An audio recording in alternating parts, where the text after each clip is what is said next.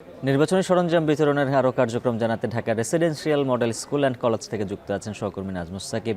সাকিব, নির্বাচনী সরঞ্জাম বিতরণ ও নিরাপত্তা ব্যবস্থা নিয়ে কেমন চিত্র দেখছেন জানাবেন। উজ্জ্বল, আজকে কিন্তু ঠিক সকাল 10টার পরে আসলে নির্বাচনী যেই কার্যক্রমের সরঞ্জাম সেই সরঞ্জামগুলো কিন্তু বিতরণ শুরু হয়ে গেছে। আমরা এই মুহূর্তে আছি ঢাকা 13 আসনে ঢাকা রেসিডেন্সিয়াল মডেল কলেজে কিন্তু এই সরঞ্জামগুলো বিতরণ চলছে। একটু দেখাতে চাই যে এখানে কিন্তু যারা আসলে আসেন তারা মূলত তারা সকাল থেকে আসলে অপেক্ষা করছিলেন এবং যিনি সহকারী রিটার্নিং কর্মকর্তা তিনি কিন্তু ঠিক সকাল 10টার কিছুক্ষণ পরে আসলে এই যে বিতরণ কার্যক্রম সেটা শুরু করেছেন।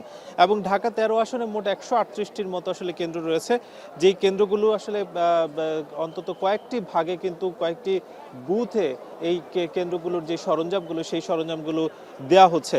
এবং মূলত যেহেতু এই সরঞ্জাম নেয়ার ক্ষেত্রে কিংবা তার কেন্দ্রে আসলে পৌঁছানোর ক্ষেত্রে নানা ধরনের যেহেতু নিরাপত্তার একটা শঙ্কা আসলে তৈরি হয়, যার কারণে আইনশৃঙ্খলা বাহিনীও কিন্তু সচেষ্ট রয়েছেন এবং প্রতিটি ব্যালট বক্স কিংবা ব্যালট পেপার সহ অন্যান্য সরঞ্জামাদি নেওয়ার সময় আইনশৃঙ্খলা বাহিনীর যারা সদস্যরা আছেন কিংবা আনসার সদস্য, পুলিশ সদস্য, তারা কিন্তু এক প্রকার প্রোটোকল দিয়েই সেগুলো নির্দিষ্ট যে যানবাহন সেখানে উঠিয়ে দিচ্ছেন এবং তাদের তত্ত্বাবধানে সেই সরঞ্জামগুলো একেবারে কেন্দ্রে পৌঁছে যাচ্ছে।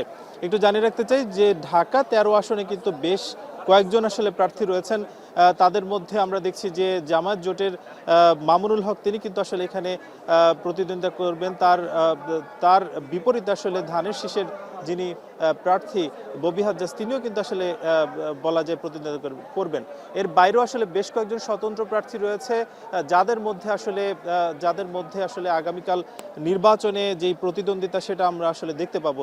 এবং সকাল থেকে যেহেতু এখানে আসলে সরঞ্জামগুলো বিতরণ চলছে, আমরা দেখেছি যে এখনো পর্যন্ত প্রায় 40টি কেন্দ্রের সরঞ্জাম কিন্তু বিতরণ হয়ে গিয়েছে।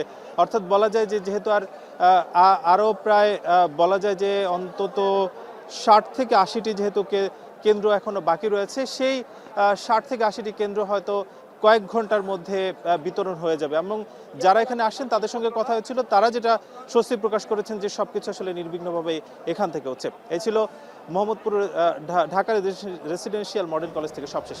উজ্জ্বল। যুক্ত ছিলেন সহকর্মী নাজমুস সাকিব।